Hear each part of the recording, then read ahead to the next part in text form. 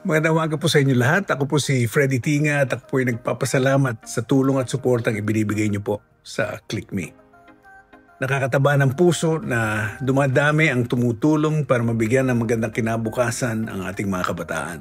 And it all starts with trusting in people who are committed to helping others, like Rose and Pinky. Sobra po ang aking paniniwala at pagtitiwala sa kanila at ako ay nasisiyahan na ganun rin ang inyong nararamdaman. We all believe that education is the greatest equalizer in life. So that is our goal, to level the playing field for those who have less in life. And the road to any worthwhile destination is long and never a straight one. Sabi nga ng Beatles, long and winding yung ating dadaanan. At mahaba pa ang ating lalakbayin.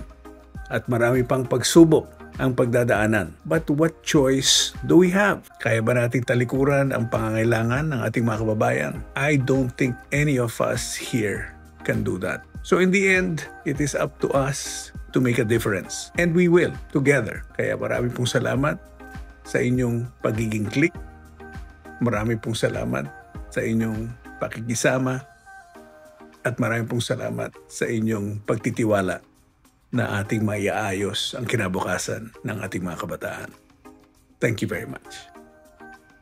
Hi, good morning! Magandang umaga! Ako po si Pinky po, isa sa co-founders ng Gconomics at ng ClickMe. Dumating din tayo sa araw na to, araw ng pasasalamat. After 12 months ng lahat ng pinaghirapan nyo. And more time pa before that nung team na naghanda. Congratulations sa inyong lahat! Congratulations sa ating lahat! Pagtrabaho ahead! Pero let's celebrate today. In this celebration, gusto ko lang mag-reflect ng konti dun sa pag-start namin sa Gconomics, yung dreams namin para sa gusto naming tulungan, na gusto talaga naming iangat at dalhin sa the best self na pwedeng maabot ng bawat tao. So, let's celebrate. You're on that journey, you're on that way, on your way to that today. And siguro, to keep it short, sorry, I couldn't be there. Gusto ko sana dyan nagse-celebrate, pero may natalo lang kayo ng mga apo ko. Pero siguro to keep it short and very, very meaningful, I just want to introduce yung years ago, itong manifesto ng Gconomics na sinulat ni Rose, which really captures lahat ng dreams namin sa Gconomics, kung bakit namin tinayo ang Gcon at bakit 20 years after, tuloy pa rin ang trabaho sa lahat ng hirap, sa lahat ng saya.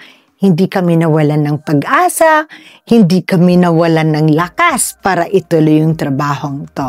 So, again, congratulations to everybody. Welcome to today's pasasalamat, and please give your time and your heart as you listen to and watch the video of the manifesto of Gconomics, the why of why we are all here. Thank you.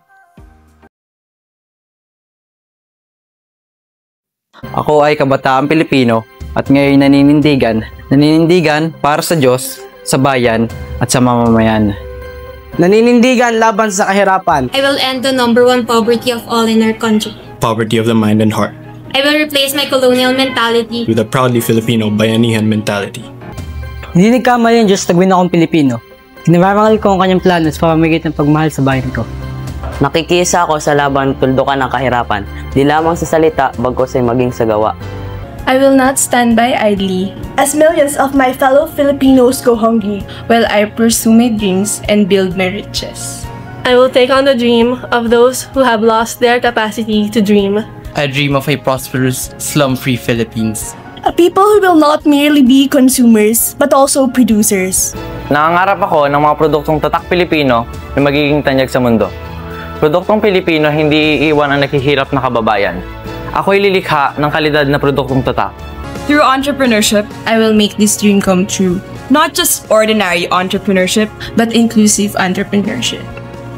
Bilang pinagpalang bayan sa likas na yaman at matalinong mamamayan, Walang dahilan upang hindi ako magtagumpay. Magiging tagapag-ingat ako ng aking mga kapwa. I will be my brother's keeper. I will help the poor become poor. I will make the poor a dignified partner in my business. I will end poverty by creating wealth, not just for me and my family, but also for the poor. Because the poor is my family. Gagamitin ko ang aking oras na maging kapaki-pakinabang rin sa oras ng mahihirap. Gagamitin ko ang aking talento nang matulungang mahayag ang kanilang angking kakayahan. I will use my treasure to invest in the poor. And together, we will build a worthy treasury for all. Itataya ko ang yaman upang sa mahihirap ay muhunan at sama-sama nating buuin ang kayamanan ng panlahat. Ako ay magiging sunod na economist. Halina at sumama ka!